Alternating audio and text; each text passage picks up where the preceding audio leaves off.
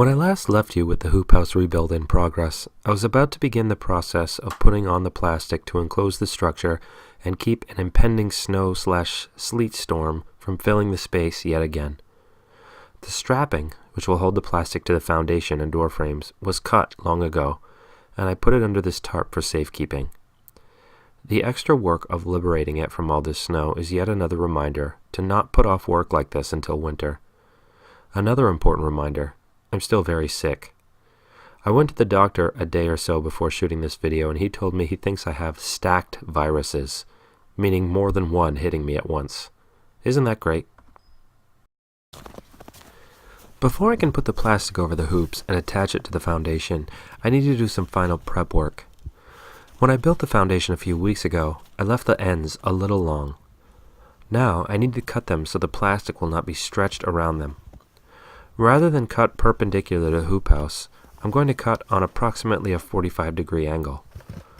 I've learned over the years that 6mm plastic film does not like 90-degree angles very much. My hope is that by softening the angle, I'll put less stress on this particular point in the plastic, thereby allowing it to last a few extra years.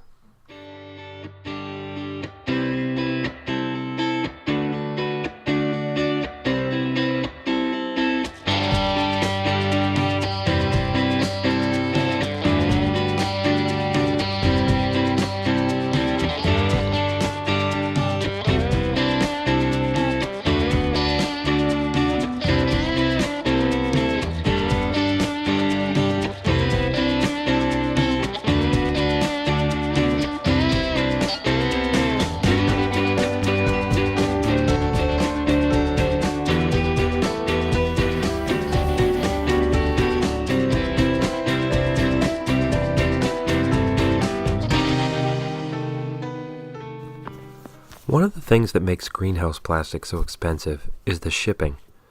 It's big and awkward and, most importantly, heavy. And never is a roll of 6mm plastic so heavy as when you have a splitting headache and your body is weak from over 2 weeks of sickness. If I'm honest, I'm rather proud of myself for carrying this all the way to the hoop house in one trip. Of course, when I dropped it and the blood rushed back to my head, I nearly passed out.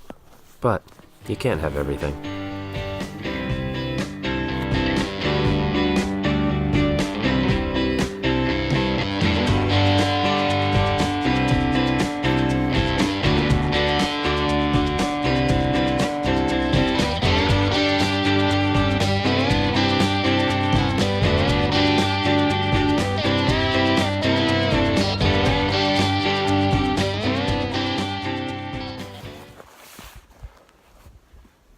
Well, I guess I'm going to give it a shot. Not very windy right now. It's still breezier than I would like it to be.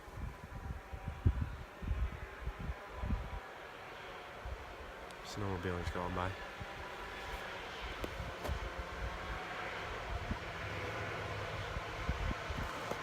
Anyway, I put this off for a really long time. Now it's winter, and even though I'm pretty sick, I feel like I gotta get this done today because it's supposed to snow tonight, tomorrow, into tomorrow night, switch to sleet and freezing rain, and then for the next 2 days it's supposed to be more than 30-mile-an-hour winds, pretty much sustained for 2 days straight. So, and also, when I was out here getting ready for this, I hit this rock with a snowblower. It was weighing down one of the pieces of plastic I was trying to clear. So I get the truck in, so I got that rock caught up in the auger and broke the snowblower. So I really feel a lot of pressure to get this covered in so that I don't have to clear inside again. Not such a big deal if I can't clear out here right away, as long as I get that covered, and then I'll have a couple days to figure out if I can fix a snowblower or if I have to take it in somewhere. But this isn't the best day to be doing this. It's a little too breezy. It's not windy per se, but you know, the breeze keeps kicking up and then dying off. So I'll give it a best shot. And also, I'm really not feeling very well still, so we'll see how this goes. This plastic's pretty heavy, and we'll just see how it goes, I guess.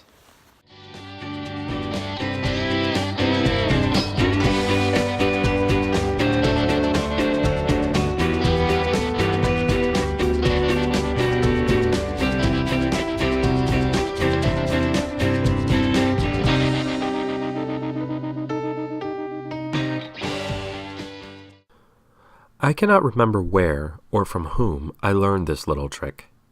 The most likely candidates are Elliot Coleman or my friend Mark, who runs Living Land Farm and became a kind of mentor to me as he was going through everything I was going through in the commercial farming, trial by fire realm, but was ahead of me by at least 3 years. Anyway, wherever I learned it, this trick is worth its weight in gold. If you want to bring plastic over a hoop house, and this is particularly valuable if your hoop house is very long, say 98 feet or longer, you can bunch plastic around a ball or rock, make sure it doesn't have any jagged edges or points, and tie a knot around it. Then you throw the rope over the top of the hoop house and can use the rope to draw the plastic over. You still need to pay attention and move very slowly to ensure the plastic doesn't catch on anything while you're yanking on it. The real value in this technique is the fact that you can tie off the end you've already succeeded with, then move down to the other end and pull the plastic as you go. If you don't do this, or you don't have another person to help you, pulling the other end of the plastic over the hoop house very often results in the first end receding back to its starting point. It's very annoying.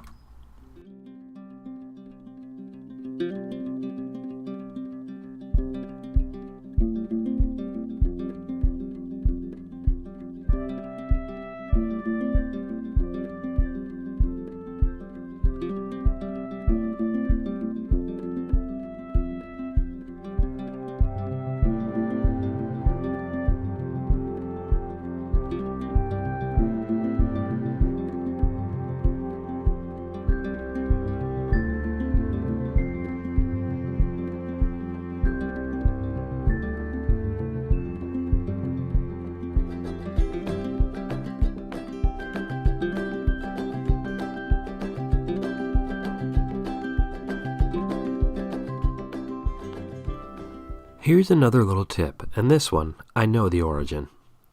Elliot Coleman recommends covering all of the edges and transitions in your hoop house so your plastic cannot rub on anything. This includes the heads of the bolts that hold the center purlin to the hoops, and anything similar. In his book, New Organic Grower, he recommends using strips of old inner tube from a wheelbarrow tire or any other type of wheel. I tried that with my first hoop house after reading his book. It works all right for a while, but I don't really like the material. I ended up finding sections of rubber inner tube in my garden as the plastic flexes and eventually the strips of inner tube work their way out. Nowadays, I used old socks. Whenever I find a sock that's worn a hole through a toe or heel, I save it and use it as a rag. In this case, I'm using it as a buffer between the 6mm plastic and the bolt that holds the end hoop to the center purlin, as well as a smoother transition from the round metal hoop to the square piece of cedar that holds the door jamb.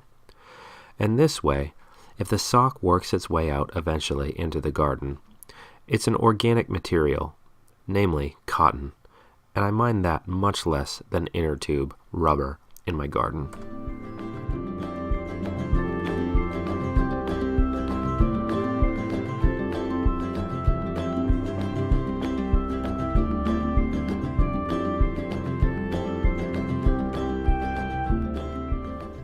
As I'm editing this video, I'm pleased to say I'm feeling much better, and looking back on the footage with memory of pain instead of actual pain.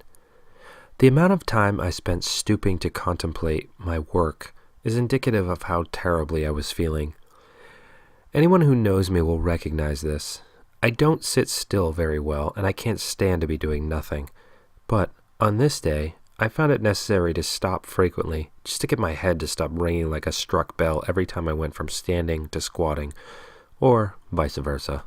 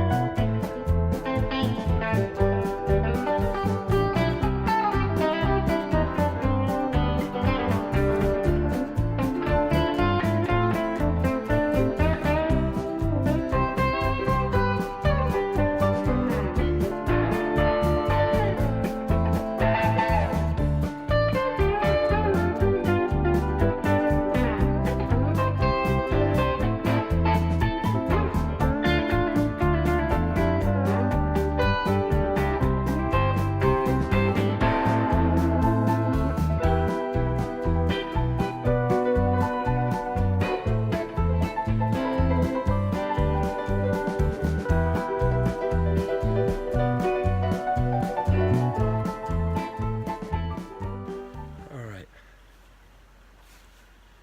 Just gotta push a little bit further.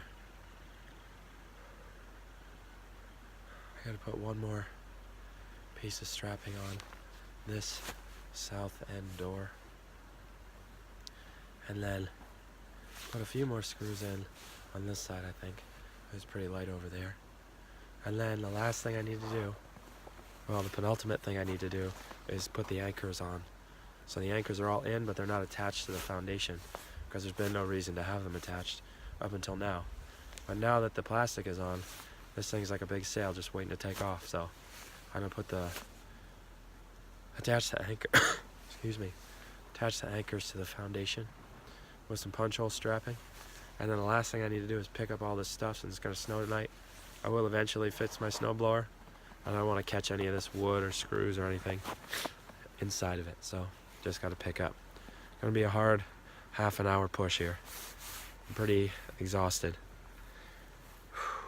Should definitely have done this in the fall when I wasn't sick and there wasn't snow on the ground.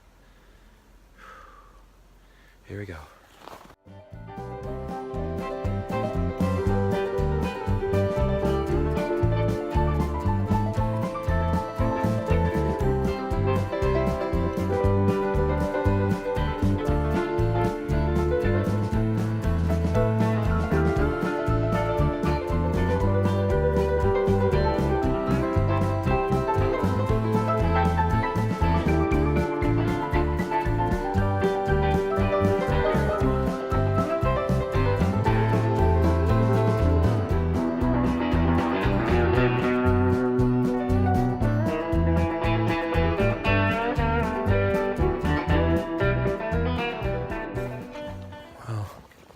That's that. My only goal today was to get that covered over so the coming snowstorm wouldn't dump 3 to 7 inches inside the hoop house frame. So hopefully it'll hold. I'm super exhausted now. Walking back to the house this last time is even a challenge, so. Ziggy came out, took one look at the hoop house and hightailed it. I think he's surprised that it looks different. Clearly very scary looking. But at any rate, I think I'm gonna go in, take some medicine, and lie down. That is probably the longest, most difficult hoop house build I've ever done. There you are, Ziggy. Can't even yell to him. Good boy.